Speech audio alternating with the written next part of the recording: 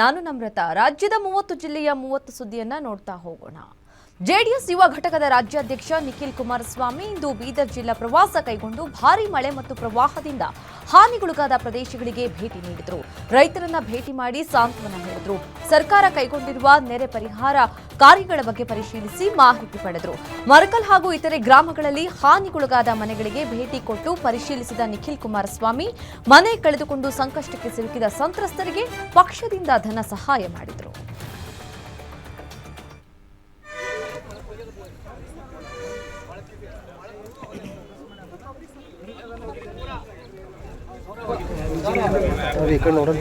Nikhil sir Nikhil sir Nikhil sir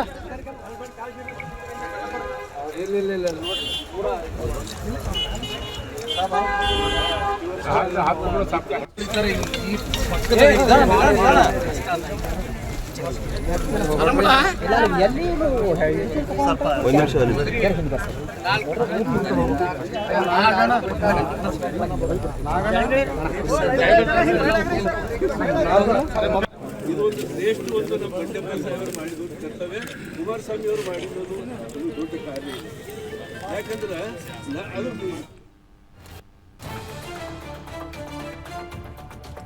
ಕುರುಬ ಸಮಾಜವನ್ನ ಎಸ್ಟಿಗೆ ಸೇರ್ಪಡೆ ಮಾಡುವ ವಿಚಾರಕ್ಕೆ ಸಿದ್ದರಾಮಯ್ಯ ವಿರುದ್ಧ ಛಲವಾದಿ ನಾರಾಯಣಸ್ವಾಮಿ ವಾಗ್ದಾಳಿ ನಡೆಸಿದ್ದಾರೆ. ಕುರುಬ ಸಮಾಜವನ್ನ ಎಸ್ಟಿಗೆ ಸೇರಿಸಬೇಕು ಅಂತ ಹೇಳಿದ್ದೀರಿ, ಬರೀ ಕುರುಬ ಸಮಾಜದವರು ಮಾತ್ರ ಬಡವರ? ಬೇರೆ ಸಮಾಜದಲ್ಲಿಯೂ ಬಡವರು ಇದ್ದಾರೆ. ತಮ್ಮ ಸಮುದಾಯವನ್ನ ಎಸ್ಟಿಗೆ ಸೇರಿಸುವುದಾದರೆ ಇದು ಸಾಮಾಜಿಕ ನ್ಯಾಯ ಆಗುತ್ತಾ? ಇದು ತಮ್ಮ ಜಾತಿ ಪರ ಕೆಲಸ ಮಾಡಿದ್ದ ಹಾಗೆ ಆಗುತ್ತೆ ಅಂತ ತೀವ್ರ ವಾಗ್ದಾಳಿ ನಡೆಸಿದರು.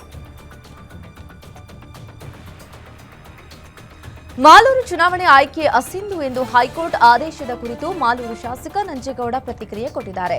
ಹೈಕೋರ್ಟ್ ಆದೇಶ ಅಚ್ಚರಿ ತಂದಿದೆ. ಈ ಕುರಿತು ಹಿರಿಯ ವಕೀಲರೊಂದಿಗೆ ಚರ್ಚಿಸಿ ಸುಪ್ರೀಂ ಕೋರ್ಟ್ನಲ್ಲಿ ಚಾಲೆಂಜ್ ಮಾಡ್ತೀನಿ. ಇನ್ನು ಕೋರ್ಟ್ ಆದೇಶದ ಪ್ರತಿ ಬಂದಿಲ್ಲ. ಮತ ಎಣಿಕೆ ದಿನದಂದು ಸ್ಥಳದಲ್ಲಿ ನಾನು ಇರಲಿಲ್ಲ. ಮರು ಎಣಿಕೆ ಆದ್ರೆ ಮತ್ತೆ ನಾನೇ ಗೆಲ್ತೀನಿ ಅಂತ ಶಾಸಕ ನಂಜೇಗೌಡ ಹೇಳಿಕೆ ಕೊಟ್ಟಿದ್ದಾರೆ.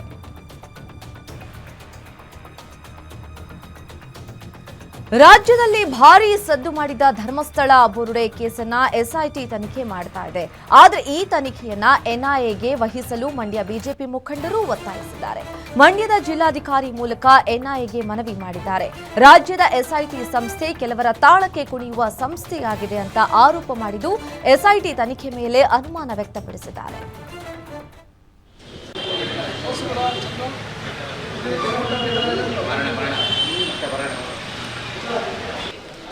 ಜಿಲ್ಲಾಧಿಕಾರಿಗಳ ಮನವಿ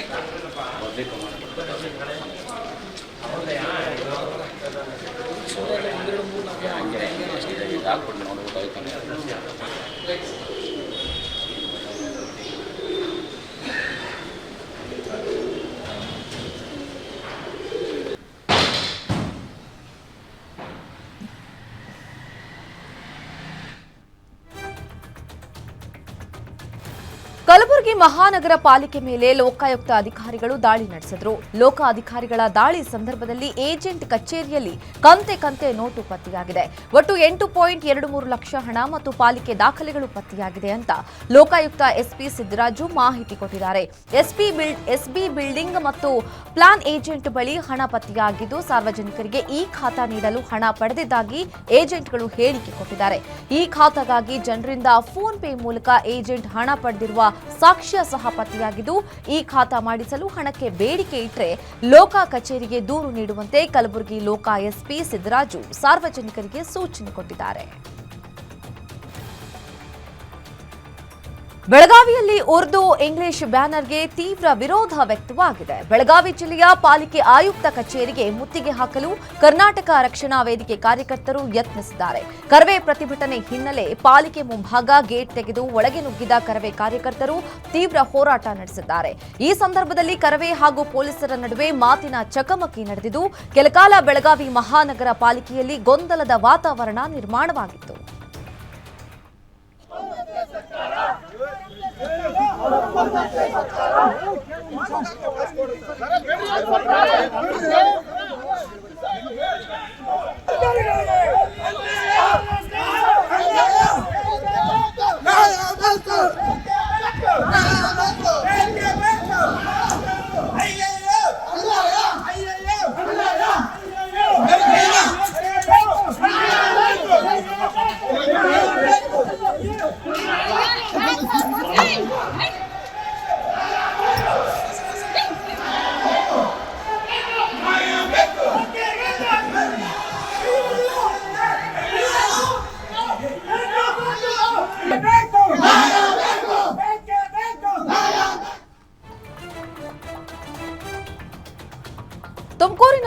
ದಸರಾ ಆಚರಣೆ ವಿವಾದ ಮತ್ತೆ ಮುಂದುವರೆದಿದೆ. ತುಮಕೂರು ಜಿಲ್ಲಾಧಿಕಾರಿ ನಾಗರಿಕ ದಸರಾ ಕಮಿಟಿ ನಡುವಿನ ಸಭೆ ವಿಫಲವಾಗಿದೆ. ದಸರಾ ಆಚರಣೆ ಹಿನ್ನೆಲೆ ತುಮಕೂರು ಜಿಲ್ಲಾಧಿಕಾರಿಯೊಂದಿಗೆ ಮಾತುಕತೆ ನಡೆಸುವಂತೆ ಹೈಕೋರ್ಟ್ ಸೂಚಿಸಿತ್ತು. ಹೈಕೋರ್ಟ್ ನಿರ್ದೇಶನದ ಹಿನ್ನೆಲೆ ನಿನ್ನೆ ಡಿಸಿ ಕಚೇರಿಯಲ್ಲಿ ನಡೆದ ಸಭೆ ವಿಫಲಗೊಂಡಿದೆ. ಸರ್ಕಾರಿ ಜೂನಿಯರ್ ಕಾಲೇಜು ಮೈದಾನದಲ್ಲೇ ದಸರಾ ಆಚರಣೆಗೆ ನಾಗರಿಕ ದಸರಾ ಸಮಿತಿ ಅವಕಾಶ ಕೋರಿತು. ಆದರೆ ನಾಗರಿಕ ದಸರಾ ಸಮಿತಿಯ ಬೇಡಿಕೆಗೆ ಜಿಲ್ಲಾಡಳಿತ ನಕಾರ ವ್ಯಕ್ತಪಡಿಸಿದೆ. ಜಿಲ್ಲಾಡಳಿತದೊಂದಿಗೆ ಕೈ ಜೋಡಿಸುವಂತೆ ಜಿಲ್ಲಾಧಿಕಾರಿ ಶುಭಾ ಕಲ್ಯಾಣ್ ದಸರಾ ಸಮಿತಿಗೆ ಮನವಿ ಮಾಡಿದ್ದಾರೆ. ತುಮಕೂರಿನಲ್ಲಿ ಬೆಳ್ಳಂಬೆಳಗ್ಗೆ ಲಾಂಗು ಮಚ್ಚಿನ ಸದ್ದು ಝಳಪಿಸಿದೆ. ಪುಂಡರ ಅಟ್ಟಹಾಸಕ್ಕೆ ಸಾರ್ವಜನಿಕರು ಬೆಚ್ಚಿ ಬಿದ್ದಿದ್ದಾರೆ. ದ್ವಿತೀಯ ಪಿಯುಸಿ ವಿದ್ಯಾರ್ಥಿನಿ ಸಹನಾಗೆ ನವೀನ್ ಎಂಬ ಯುವಕ ಮೆಸೇಜ್ ಮಾಡಿದ. ಈ ಹಿನ್ನೆಲೆಯಲ್ಲಿ ಹುಡುಗಿಯ ಮನೆಯವರು ವಾರ್ನ್ ಕೊಟ್ಟಿದ್ರು. ಇದರಿಂದ ರೊಚ್ಚಿಗೆದ್ದ ನವೀನ್ ತನ್ನ ಪಟಾಲಂ ಕಟ್ಟಿಕೊಂಡು ಲಾಂಗು ಮಚ್ಚು ಹಿಡಿದು ಹುಡುಗಿಯ ಮನೆ ಬಳಿ ಬಂದು ದಾಂಧಲೆ ಮಾಡಿದ್ದಾನೆ. ಅಕ್ಕಪಕ್ಕದ ಮನೆಗಳ ಬಾಗಿಲ ಚಿಲಿಕಕ್ಕೆ ಕಟ್ಟಿ ಇಟ್ಟು ಪೋಷಕರಿಗೆ ಕೊಲೆ ಬೆದರಿಕೆ ಹಾಕಿದ್ದಾರೆ. ಸ್ಥಳಕ್ಕಾಗಮಿಸಿದ ಕೊರಟಗೆರೆ ಪೊಲೀಸರು ಆರೋಪಿಗಳ ಎಡೆಮುರಿ ಕಟ್ಟಿದ್ದಾರೆ. ತೋರಿಸಿಲ್ಲಿ ಫಸ್ಟ್ ಇಲ್ಲಿಗೆ ತೋರಿಸಿಲ್ಲಿ ನೋಡ್ಮಮ್ಮ.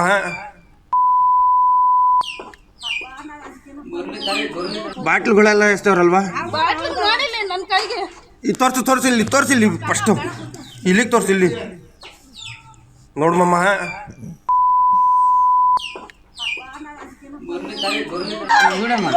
ಲಾಂಗ್ ತಂದೇವ್ರ ಬಾಗ್ಲು ಒಳಗ ನಾವೆಲ್ಲ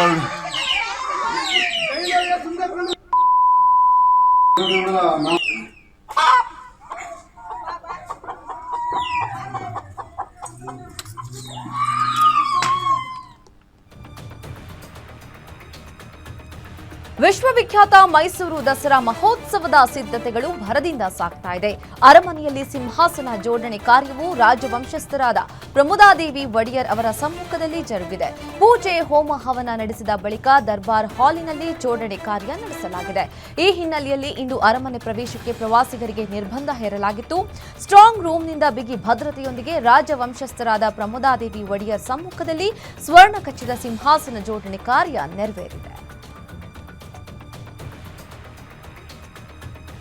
ರಾಯಚೂರಿನಲ್ಲಿ ಹಿಂದೂ ಮಹಾಗೌರಿ ಗಣೇಶ ಬೃಹತ್ ಶೋಭಾಯಾತ್ರೆಗೆ ಕ್ಷಣಗಣನೆ ಶುರುವಾಗಿದ್ದು, ಈ ಹಿನ್ನೆಲೆ ಕಾನೂನು ಸುವ್ಯವಸ್ಥೆ ಕಾಪಾಡುವ ನಿಟ್ಟಿನಲ್ಲಿ ಎಸ್ಪಿ ಪುಟ್ಟಮಾದಯ್ಯ ನೇತೃತ್ವದಲ್ಲಿ ನೂರಾರು ಪೊಲೀಸರು ನಗರದ ಎಸ್ಪಿ ಕಚೇರಿ, ಗಂಜ್ ಸರ್ಕಲ್, ಚಂದ್ರಮೌಳೇಶ್ವರ ವೃತ್ತ, ಪಟೇಲ್ ಸರ್ಕಲ್, ನೇತಾಜಿ ಸರ್ಕಲ್, ತೀನ್ ಕಂದೀಲ್ ಹಾಗೂ ಕಾಸ್ ಬಾವಿಯವರೆಗೆ ರೂಟ್ ಮಾರ್ಚ್ ನಡೆಸುವುದರ ಮೂಲಕ ಸಾರ್ವಜನಿಕರಲ್ಲಿ ಜಾಗೃತಿ ಮೂಡಿಸಿದರು.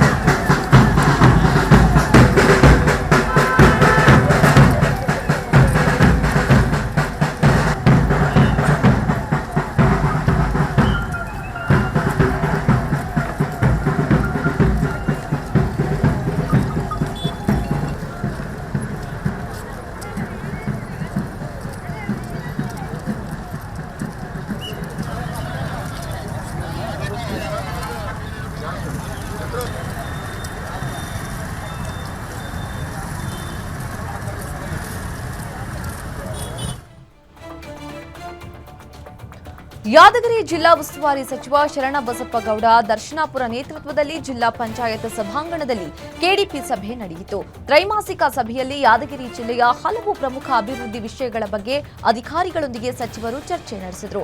ಇನ್ನು ಸಭೆಯಲ್ಲಿ ಮಾಜಿ ಸಚಿವ ಬಾಬುರಾವ್ ಚಿಂಚನಸೂರ್, ಪರಿಷತ್ ವಿಪಕ್ಷ ನಾಯಕ ಚಲವಾದಿ ನಾರಾಯಣಸ್ವಾಮಿ, ಸಂಸದ ಜಿ ಕುಮಾರ ನಾಯಕ ಸೇರಿ ಶಾಸಕರಾದ ರಾಜ ವೇಣುಗೋಪಾಲ್, ನಾಯಕ್ ಶರಣಗೌಡ ಕಂದಕೂರು, ಚೆನ್ನಾರೆಡ್ಡಿ ಪಾಟೀಲ್ ತುನ್ನೂರು, ಡಿಸಿ ಹರ್ಷಲ್ ಬೋಯರ್ ಸೇರಿದಂತೆ ಜಿಲ್ಲಾ ಮಟ್ಟದ ಅನೇಕ ಅಧಿಕಾರಿಗಳು ಭಾಗವಹಿಸಿದರು. ಅಜೆಂಡಾಗಳು ಬರುತ್ತೆ, ನಮಗೆ ಆಫೀಸಿಯಲ್ಲಿ ಬರುತ್ತೆ. ಫಸ್ಟ್ ಟೈಮ್ ಶಾಸಕರಿಗೆ ಜಿಲ್ಲಾ ಪಂಚಾಯತಿ ಸಿಒ ಅವರಾಗಲಿ ಡಿಸಿ ಅವರಾಗಲಿ ನಮಗೆ ಬಂದವರು ಫೋನ್ ಮಾಡಿ ಹೇಳಿರ್ತಕ್ಕಂಥದ್ದು ಇಲ್ಲ, ಆಹ್ವಾನ ಕೊಟ್ಟಿರ್ತಕ್ಕಂಥದ್ದು ಇಲ್ಲ, ನಮ್ಗೆ ಯಾವ ತರದ್ದು ಮಾಹಿತಿ ಇಲ್ಲ ಅಂತ ತಿಳ್ಕೊಂಡು ಮಾನ್ಯ ಸಚಿವರು ಗಮನಿಸ್ತಾರೆ. ಎಷ್ಟು ರೇಖಾತ್ಮಕ ಪ್ರಕರಣಗಳು ಆಗಿತ್ತು ಅಂತ ಮಾಹಿತಿ ಕೇಳಲಾಗಿತ್ತು. ಅದರಲ್ಲಿ 65 ಪ್ರಕರಣಗಳಾಗಿತ್ತು ಸರ್, 4 ಪ್ರಕರಣಗಳು ಬಂದಿತ್ತು sir. Total 43 last last year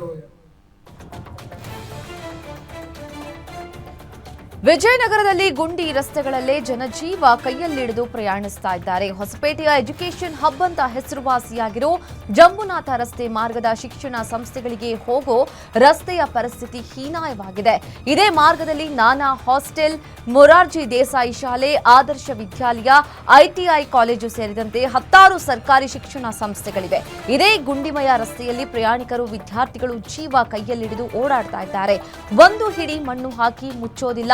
ಜೀವಗಳು ಹೋದ್ರೆ ಯಾರು ಹೊಣೆ? ರಸ್ತೆಗಳ ಮೇಲೆ ರಸ್ತೆ ಹಾಕುವ ಬದಲು ಕಿತ್ತೋಗಿರೋ ರಸ್ತೆಗಳಿಗೆ ಡಾಂಬರ್ ಹಾಕಿ ಅಂತ ಸಾರ್ವಜನಿಕರು ತೀವ್ರ ಆಕ್ರೋಶವನ್ನು ವ್ಯಕ್ತಪಡಿಸಿದ್ದಾರೆ. ಹೊಸ ಡಾಂಬರ್ ರಸ್ತೆಯ ಹಣೆಬರಹ ಒಂದೇ ದಿನದಲ್ಲೇ ಬಟಾಬಯಲಾಗಿದೆ. ಬರಿಗೈಲಿನಲ್ಲಿ ಡಾಂಬರ್ ಕಿತ್ತು ರಸ್ತೆಯ ಕಳಪೆ ಕಾಮಗಾರಿಯನ್ನ ಸಾರ್ವಜನಿಕರು ಎತ್ತಿ ತೋರಿಸಿದ್ದಾರೆ. ಮಂಡ್ಯದ ಕೆಆರ್ಪೇಟೆಯಲ್ಲಿ ಈ ಘಟನೆ ನಡೆದಿದೆ. ಪಟ್ಟಣದ ನೂತನ ತಾಯಿ ಮಗು ಆಸ್ಪತ್ರೆ ಆವರಣದಲ್ಲಿ ಕಳಪೆ ಕಾಮಗಾರಿ ಮಾಡಿರುವುದು ಬಯಲಿಗೆ ಬಂದಿದೆ. ಸುಮಾರು 27 ಕೋಟಿ ವೆಚ್ಚದಲ್ಲಿ ಈ ಕಳಪೆ ಕಾಮಗಾರಿ ನಡೆಸಲಾಗಿದೆ. ಸರ್ಕಾರದ ಹಣ ಲೂಟಿ ಮಾಡಲು ಅಧಿಕಾರಿಗಳು ಗುತ್ತಿಗೆದಾರರ ಜೊತೆ ಸೇರಿದ್ದಾರೆ ಅಂತ ಜನರು ಆರೋಪಿಸಿ ಪ್ರತಿಭಟಿಸಿದರು.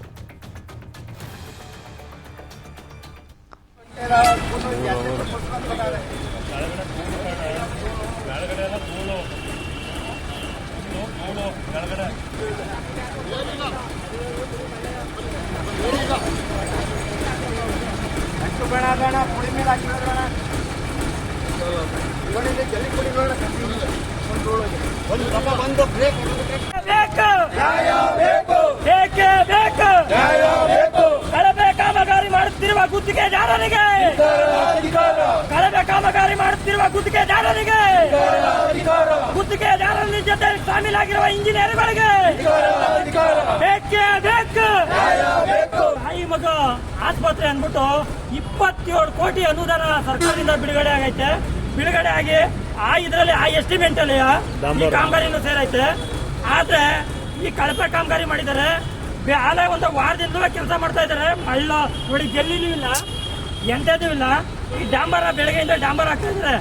ಈ ಡಾಂಬರ್ ಹಾಕ್ತಾ ಇರ್ಬೇಕಾದ್ರೆ ಎಸ್ಟಿಮೇಟ್ ಅಲ್ಲಿ ಇರೋದು 2 ಇಂಚು, ಅರ್ಧ ಇಂಚು ನೋಡಿ, ಅರ್ಧ ಇಂಚು ಸುಧಾ ಡಾಂಬರ್. ಲಾರಿಯೊಂದನ್ನು ಓವರ್ಟೇಕ್ ಮಾಡಲು ಯತ್ನಿಸಿದ ಖಾಸಗಿ ಬಸ್ ಉರುಳಿ ಬಿದ್ದು ಭೀಕರ ಅಪಘಾತ ಸಂಭವಿಸಿದೆ. ವಿಜಯನಗರ ಮುದುಗಲ್ನಿಂದ ಬೆಂಗಳೂರಿಗೆ ತೆರಳುತ್ತಾ ಇದ್ದ ಬಸ್ ಅಪಘಾತಕ್ಕೆ ತುತ್ತಾಗಿದೆ. ವಿಜಯನಗರ ಜಿಲ್ಲೆ ಕೂಡ್ಲುಗಿ ತಾಲೂಕಿನ ಬಿನ್ನಹಳ್ಳಿ ರಾಷ್ಟ್ರೀಯ ಹೆದ್ದಾರಿ 50ರಲ್ಲಿ ಖಾಸಗಿ ಬಸ್ ಉರುಳಿ ಬಿದ್ದಿದೆ. ಈ ದುರ್ಘಟನೆಯಲ್ಲಿ 2 ಪ್ರಯಾಣಿಕರು ಮೃತಪಟ್ಟಿದ್ದಾರೆ. ಇತರೆ 8 ಮಂದಿ ಗಾಯಗೊಂಡಿದ್ದಾರೆ. ಕಾನಹೊಸಳ್ಳಿ ಪೊಲೀಸ್ ಠಾಣೆಯಲ್ಲಿ ಪ್ರಕರಣ ದಾಖಲಾಗಿದೆ. ಲಾರಿ ಹಾಗೂ ಬೈಕ್ ನಡುವೆ ಮುಖಾಮುಖಿ ಡಿಕ್ಕಿಯಾಗಿ 2 ಎಂಜಿನಿಯರಿಂಗ್ ವಿದ್ಯಾರ್ಥಿಗಳು ಸ್ಥಳದಲ್ಲೇ ಸಾವನ್ನಪ್ಪಿದ್ದು ಮತ್ತೋರ್ವನ ಸ್ಥಿತಿ ಗಂಭೀರವಾಗಿದೆ. ರಾಮನಗರದ ಹಾರೋಹಳ್ಳಿ ಪಟ್ಟಣ ಸಮೀಪದ ಕೆರೆ ಏರಿ ಮೇಲೆ ಈ ಘಟನೆ ಸಂಭವಿಸಿದೆ. ಮೃತರನ್ನ ಹರ್ಷಿತ್ ದರ್ಶನ್ ಅಂತ ಗುರುತಿಸಲಾಗಿದೆ. ಮತ್ತೋರ್ವ ವಿದ್ಯಾರ್ಥಿ ಗವಿಸಿದ್ದೇಶ್ ಸ್ಥಿತಿ ಗಂಭೀರವಾಗಿದ್ದು ಖಾಸಗಿ ಆಸ್ಪತ್ರೆಯಲ್ಲಿ ಚಿಕಿತ್ಸೆ ಕೊಡಿಸಲಾಗ್ತಾ ಇದೆ. ಇನ್ನು 3 ದಯಾನಂದ ಸಾಗರ ಇಂಜಿನಿಯರಿಂಗ್ ಕಾಲೇಜಿನ ವಿದ್ಯಾರ್ಥಿಗಳಾಗಿದ್ದು ಒಂದೇ ಬೈಕ್ನಲ್ಲಿ ಹಾರೋಹಳ್ಳಿ ಕಡೆ ಹೋಗ್ತಾ ಇದ್ದ ಸಂದರ್ಭದಲ್ಲಿ ಎದುರು ಬಂದ ಲಾರಿ ಡಿಕ್ಕಿಯಾಗಿದೆ. ಡಿಕ್ಕಿ ರಭಸಕ್ಕೆ ಬೈಕ್ ಸಂಪೂರ್ಣ ನುಜ್ಜುಗುಜ್ಜಾಗಿದ್ದು 2 ಸ್ಥಳದಲ್ಲೇ ಸಾವನ್ನಪ್ಪಿದ್ದಾರೆ. ಸ್ಥಳಕ್ಕೆ ಹಾರೋಹಳ್ಳಿ ಪೊಲೀಸರು ಭೇಟಿ ಕೊಟ್ಟು ಪರಿಶೀಲಿಸಿದ್ದು ಹಾರೋಹಳ್ಳಿ ಪೊಲೀಸ್ ಠಾಣೆಯಲ್ಲಿ ಪ್ರಕರಣ ದಾಖಲಾಗಿದೆ. ರಾಜ್ಯದಲ್ಲಿ ಗ್ಯಾರಂಟಿ ಯೋಜನೆಗಳಲ್ಲಿ ಪ್ರಮುಖವಾದ ಯೋಜನೆ ಅಂತಂದ್ರೆ ಅದು ಫ್ರೀ ಬಸ್ ಸ್ಕೀಮ್. ಆದ್ರೆ ಇತ್ತೀಚೆಗೆ ಶಕ್ತಿ ಯೋಜನೆ ನಿಶಕ್ತಿಯಾಗ್ತಾ ಇದೆ. ಮಾರ್ಗ ಮಧ್ಯದಲ್ಲಿಯೇ ಸರ್ಕಾರಿ ಬಸ್ಗಳು ಕೆಟ್ಟು ನಿಲ್ತಾ ಇದೆ. ಕಾರವಾರದಿಂದ ಕಡವಾಡ ಗ್ರಾಮ ಮಾರ್ಗಕ್ಕೆ ತೆರಳಬೇಕಿದ್ದ ಬಸ್ಸು ಮಾರ್ಗ ಮಧ್ಯದಲ್ಲಿಯೇ ಕೆಟ್ಟು ನಿಂತು ಭಾರೀ ಪ್ರಮಾದವೇ ಏರ್ಪಟ್ಟಿತ್ತು. ಬಸ್ ಸ್ಟಾರ್ಟ್ ಆಗದೆ ಚಾಲಕ ನಿರ್ವಾಹಕ ಪರದಾಡ್ತಾ ಇದ್ದಾರೆ. ಇದರಿಂದ ಪ್ರಯಾಣಿಕರು ಸಹ ತೊಂದರೆ ಅನುಭವಿಸಿದ್ದು ಸರ್ಕಾರಕ್ಕೆ ಹಿಡಿಶಾಪ ಹಾಕಿದ್ದಾರೆ. ಮಾಡೆಲಿಂಗ್ ಅನ್ನೋದು ಅದೆಷ್ಟೋ ಜನರನ್ನ ರಾತ್ರೋರಾತ್ರಿ ಫೇಮಸ್ ಮಾಡಿದೆ. ಇದಕ್ಕೆ ಮಲೆನಾಡಿಗರು ಹೊಸತೇನಲ್ಲ. ಮಲೆನಾಡಿನ ಎಷ್ಟೋ ಯುವಕ ಯುವತಿಯರು ಮಾಡೆಲಿಂಗ್ ಕ್ಷೇತ್ರದಲ್ಲಿ ತಮ್ಮದೇ ಆದ ಛಾಪು ಮೂಡಿಸಿದ್ದಾರೆ. ಅದರಂತೆಯೇ ಚಿಕ್ಕಮಗಳೂರು ಜಿಲ್ಲೆಯ ಎನ್ಆರ್ಪುರ ಮೂಲದ ಸನ್ಮತಿ ರಕ್ಷಿತ್ ಮಿಸಸ್ ಯೂನಿವರ್ಸ್ ಸೆಲೆಸ್ಟಿಯಲ್ 2026 ಕಿರೀಟವನ್ನ ಗೆದ್ದು ಮಲೆನಾಡಿಗರ ಹೆಮ್ಮೆಯನ್ನ ಹೆಚ್ಚಿಸಿದ್ದಾರೆ. ಜೊತೆಗೆ ನೆದರ್ಲ್ಯಾಂಡ್ನಲ್ಲಿ ನಡೆಯಲಿರುವ ಅಂತಾರಾಷ್ಟ್ರೀಯ ಸ್ಪರ್ಧೆಯಲ್ಲಿ ಭಾರತವನ್ನ ಪ್ರತಿನಿಧಿಸಲು ಆಯ್ಕೆಯಾಗಿದ್ದಾರೆ. ನಮಸ್ಕಾರ, ನಾನು ನಿಮ್ಮ ಸನ್ಮತಿ ರಕ್ಷಿತ್. ನೀವು ಇವಾಗಲೇ ನೋಡಿರೋ ಹಾಗೆ 2023ರಲ್ಲಿ ಪ್ರತಿಭಾ ಸೌಂಡ್ಶಿಮಠ್ ಇನಿಷಿಯೇಟಿವ್ ಆದಂಥ ಮಿಸಸ್ ಇಂಡಿಯಾ ಕರ್ನಾಟಕದಲ್ಲಿ ನಾನು ರನ್ನರ್ ಅಪ್ ಆಗಿದ್ದೆ. ಅದೇ ವರ್ಷ Mrs India Karnataka Chikkamagaluru title holder ಆಗಿದ್ದೆ 2023ನೇ ಇಸ್ವಿಲಿ. ನನಗದು ತುಂಬ ಹೆಮ್ಮೆ ಕೊಟ್ಟಂಥ ವಿಚಾರ. ಯಾಕಂದರೆ ನನ್ನ ಜಿಲ್ಲೆನ ಕರ್ನಾಟಕದ ಮಟ್ಟಿಗೆ ಒಂದು ರೆಕಗ್ನೈಸ್ ಮಾಡಿದೆ ಅಥವಾ ರೆಪ್ರೆಸೆಂಟ್ ಮಾಡಿದೆ ಅನ್ನೋದು ನನಗೆ ಬಹಳ ಖುಷಿ ತಂದುಕೊಟ್ಟಿತ್ತು. ಅದೇ ರೀತಿ ಸುಮಾರು ಟೈಟಲ್ಸ್ನ ಆ ವರ್ಷ ವಿನ್ ಆಗಿದ್ದೆ. ಮದುವೆ ಆದಮೇಲೆ ಇದೊಂದು ಒಳ್ಳೆ ಪ್ಲ್ಯಾಟ್ಫಾರ್ಮ್ ಸಿಕ್ಕಿತ್ತು ನನಗೆ. ಸೊ ಅದಾದ ನಂತರ ನಾನು ಆ 1 ವರ್ಷ ಗ್ಯಾಪ್ ಕೊಟ್ಟು ತುಂಬ ಟೈಮ್ ತಗೊಂಡೆ ಯೋಚನೆ ಮಾಡೋಕ್ಕೆ. ಸೊ ಅದೇ ರೀತಿ ಕೊನೆಗೆ ಡಿಸೈಡ್ ಮಾಡಿಕೊಂಡು ಇದೇ ಸೆಪ್ಟೆಂಬರ್ 6ನೇ ತಾರೀಕು ಬೆಂಗಳೂರಲ್ಲಿ ನಡೆದಂತಹ ಪ್ರತಿಭಾ ಸೌಂಡ್ಶಿಮಠ್ ಅವರ ಇನಿಷಿಯೇಟಿವ್ ಆದಂತಹ Mrs and miss India astral 2025 ಅಲ್ಲಿ ನನಗೆ ಅಥಣಿ ತಾಲೂಕಿನ ಯಂಕಚ್ಚಿ ಗ್ರಾಮದ ಬಳಿ ಕೂಲಿ ಕೆಲಸಕ್ಕೆಂದು ಹೊರಟಿದ್ದ ಕಾರ್ಮಿಕರ ಗೂಡ್ಸ್ ವಾಹನ ಪಲ್ಟಿಯಾಗಿರುವ ಘಟನೆ ನಡೆದಿದೆ. ರಸ್ತೆ ಮಧ್ಯದಲ್ಲಿ ಟೈರ್ ಬ್ಲಾಸ್ಟ್ ಆಗಿ ವಾಹನ ಪಲ್ಟಿಯಾದ ಪರಿಣಾಮ ಕಾರ್ಮಿಕರಿಗೆ ಸಣ್ಣ ಪುಟ್ಟ ಗಾಯ ಆಗಿದ್ದು, ಗಾಯಾಳುಗಳನ್ನು ತಾಲೂಕು ಸಾರ್ವಜನಿಕ ಆಸ್ಪತ್ರೆಗೆ ರವಾನಿಸಲಾಗಿದೆ. ಇನ್ನು ಘಟನೆಯಲ್ಲಿ ಯಾವುದೇ ಪ್ರಾಣಹಾನಿ ಸಂಭವಿಸಿಲ್ಲ. ಸ್ಥಳಕ್ಕೆ ಐಕಳಿ ಠಾಣೆಯ ಪೊಲೀಸರು ಭೇಟಿ ನೀಡಿ ಪರಿಶೀಲಿಸಿದ್ದಾರೆ.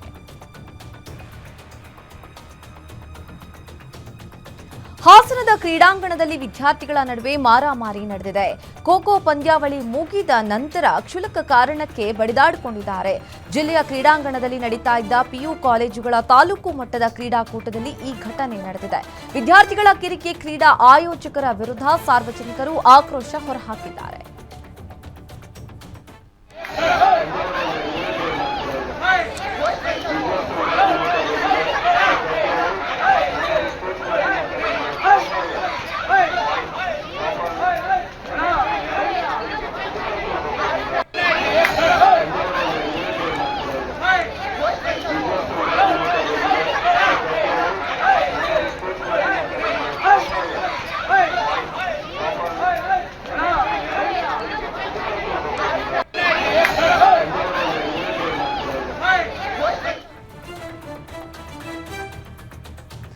ಅತ್ತೆಗೆ ತನ್ನ ಅಕ್ರಮ ಸಂಬಂಧ ತಿಳಿದಿದ್ದಕ್ಕೆ ಸೊಸೆ ಹಾಗೂ ಆಕೆಯ ಪ್ರಿಯಕರ ಸೇರಿ ಮಾರಣಾಂತಿಕ ಹಲ್ಲೆ ನಡೆಸಿರೋ ಘಟನೆ ಕೋಲಾರದ ತುಮ್ಮಲಪಲ್ಲಿ ಗ್ರಾಮದಲ್ಲಿ ನಡೆದಿದೆ.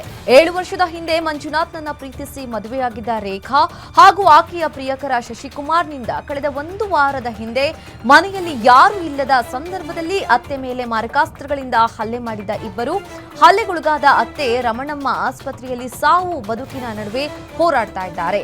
ರಾಯಲ್ಪಾಡು ಪೊಲೀಸ್ ಠಾಣೆಯಲ್ಲಿ ಪ್ರಕರಣ ದಾಖಲಾಗಿದೆ.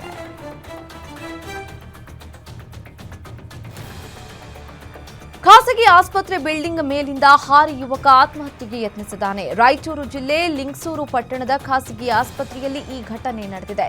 ಕಟ್ಟಡವೇರಿ ಹೈಡ್ರಾಮಾ ಮಾಡಿದ್ದ ಯುವಕನ ವಿಡಿಯೋ ಸಖತ್ ವೈರಲ್ ಆಗ್ತಾ ಇದೆ. ವಿಡಿಯೋ ವೈರಲ್ ಬೆನ್ನಲ್ಲೇ ಲಿಂಗಸೂರು ಪೊಲೀಸರು ಯುವಕನ ಬಗ್ಗೆ ಮಾಹಿತಿ ಕಲೆ ಹಾಕ್ತಾ ಇದ್ದಾರೆ.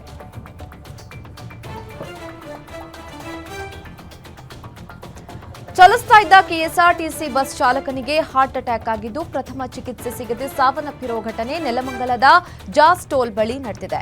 ಬೆಂಗಳೂರಿನಿಂದ ಹರಿಹರಕ್ಕೆ ಹೋಗ್ತಾ ಇದ್ದ ಕೆಎಸ್ಆರ್ಟಿಸಿ ಬಸ್ನಲ್ಲಿ ಈ ದುರ್ಘಟನೆ ನಡೆದಿದೆ. ಆದರೆ ಚಾಲಕ ಪ್ರಯಾಣಿಕರ ಪ್ರಾಣಕ್ಕೆ ತೊಂದರೆ ಆಗದಂತೆ ಬಸ್ ಅನ್ನು ನಿಲ್ಲಿಸಿದ್ದಾರೆ. 50 ವರ್ಷದ ರಾಜೀವ್ ಬಿರಾದಾರ್ ಮೃತ ದುರ್ದೈವಿಯಾಗಿದ್ದು ಆಸ್ಪತ್ರೆಗೆ ತೆರಳುವ ಮಾರ್ಗ ಮಧ್ಯೆ ಅಸುನೀಗಿದ್ದಾರೆ.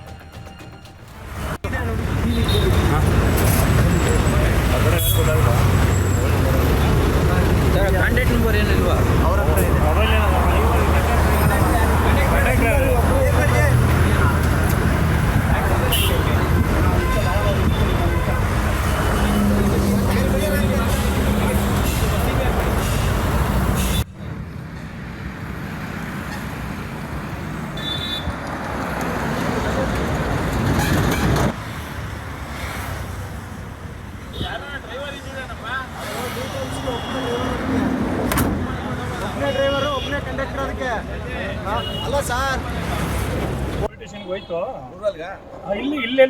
ಅದಾಗಿರೋದು ಅಲ್ಲಿ ಇನ್ಸಿಡೆಂಟ್ ಎಲ್ಲಿ ಬ್ರಾಡ್ ಕೇಸ್ ಇಲ್ಲ ಆಗಿರೋದು ಸರ್. ಬ್ರಾಡ್ ಕೇಸ್ ಇಲ್ಲಿ ಬರೋದು ಕೇಸ್ ಎಲ್ಲೂ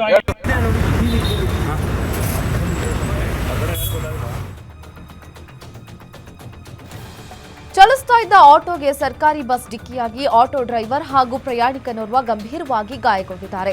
ಕೋಲಾರ ಜಿಲ್ಲೆ ಕೆಜಿಎಫ್ ತಾಲೂಕಿನ ಮಲಯಾಳಿ ಲೈನ್ ಬಳಿ ಘಟನೆ ನಡೆದಿದ್ದು ಸಿಸಿಟಿವಿಯಲ್ಲಿ ಭಯಾನಕ ದೃಶ್ಯ ಸೆರೆಯಾಗಿದೆ. ಸರ್ಕಾರಿ ಬಸ್ ಗುದ್ದಿದ ರಭಸಕ್ಕೆ ಆಟೋ ಪಲ್ಟಿ ಹೊಡೆದಿದೆ. ಗಾಯಾಳುಗಳನ್ನು ಸ್ಥಳೀಯರು ಕೆಜಿಎಫ್ ಸರ್ಕಾರಿ ಆಸ್ಪತ್ರೆಗೆ ದಾಖಲಿಸಿದ್ದಾರೆ. ಕಾವೇರಿ ಹರಿಯುವ ಜಾಗದಲ್ಲಿ ಬೆಚ್ಚಿ ಬೀಳಿಸುವ ಘಟನೆ ನಡೆದಿದೆ. ಮೈಸೂರು ಜಿಲ್ಲೆ ಟಿ ನರಸೀಪುರ ತಾಲೂಕಿನ ಬನ್ನೂರು ಗ್ರಾಮದ ನಾಲೆಯಲ್ಲಿ ಅಪರಿಚಿತ ಶವ ತೇಲಿ ಬಂದಿದೆ. ಸುಮಾರು 45 ವರ್ಷ ವಯಸ್ಸಿನ ವ್ಯಕ್ತಿ ಶವ ತೇಲಿ ಬಂದಿದ್ದು ಗ್ರಾಮಸ್ಥರು ಶಾಕ್ ಆಗಿದ್ದಾರೆ. ಸ್ಥಳಕ್ಕೆ ಬನ್ನೂರು ಪೊಲೀಸರು ಭೇಟಿ ನೀಡಿದ್ದು ಪರಿಶೀಲನೆ ನಡೆಸಿದ್ದಾರೆ. ಶವದ ಗುರುತು ಪತ್ತೆಯಾದರೆ ಬನ್ನೂರು ಪೊಲೀಸ್ ಠಾಣೆಗೆ ತಿಳಿಸುವಂತೆ ಪೊಲೀಸರು ಮನವಿ ಮಾಡಿದ್ದಾರೆ. ಶಿವಮೊಗ್ಗದಲ್ಲಿ ಉರಗ ಸಂರಕ್ಷಕ ಎಂದುಕೊಂಡವನಿಂದಲೇ ಹೀನ ಕೃತ್ಯ ನಡೆದಿದೆ. ಹಾವುಗಳನ್ನು ಹಿಡಿದು ಅವುಗಳ ಜೊತೆಗೆ ಸೆಲ್ಫಿ ಫೋಟೋ ಹಾಗೂ ವಿಡಿಯೋ ಶೂಟ್ ಮಾಡಿ ಹಾವುಗಳಿಗೆ ಹಿಂಸೆ ನೀಡಿದ್ದಾನೆ.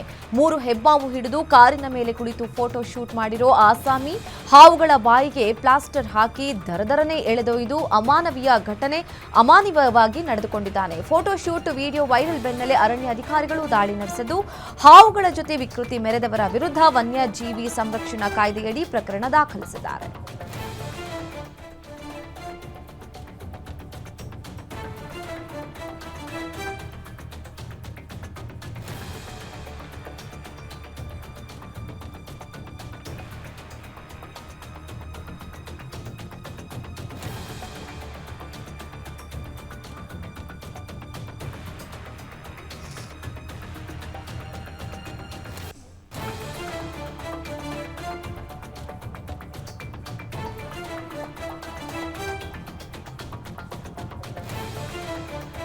ಚಿಕ್ಕಬಳ್ಳಾಪುರ ಜಿಲ್ಲೆಯಲ್ಲಿ ರೈತರ ಮೇಲೆ ಕರಡಿ ಮಾರಣಾಂತಿಕ ದಾಳಿ ನಡೆಸಿದೆ. ಇಂದು ಬೆಳ್ಳಂಬೆಳಗ್ಗೆ ತೋಟದಲ್ಲಿ ಕೆಲಸ ಮಾಡ್ತಾ ಇದ್ದ ಸಂದರ್ಭದಲ್ಲಿ ರೈತರ ಮೇಲೆ ಕರಡಿ ದಾಳಿ ನಡೆಸಿದೆ.